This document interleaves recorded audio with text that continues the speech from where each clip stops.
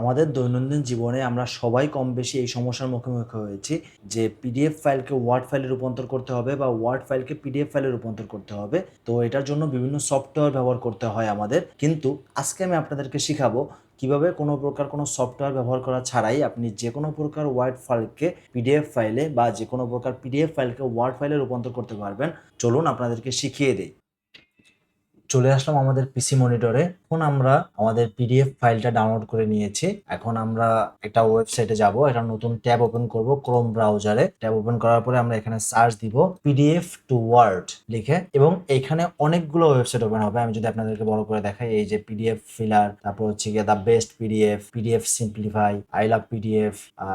এখানে আপনি যে কোনো একটা ওয়েবসাইট ওপেন করতে পারেন। মেনলি আমার পার্সোনালি পছন্দ হচ্ছে আই লাভ পিডিএফ এটা। তারপর আমি আমার পিডিএফ ফাইলটা এখানে আপলোড করব। আমার ডাউনলোড ফোল্ডার এটা রাখা আছে, এটা একটা সিভি। তো আমি এটা আপলোড করলাম। আপলোড করার পরে আমি এখানে কনভার্ট টু ওয়ার্ড দিব।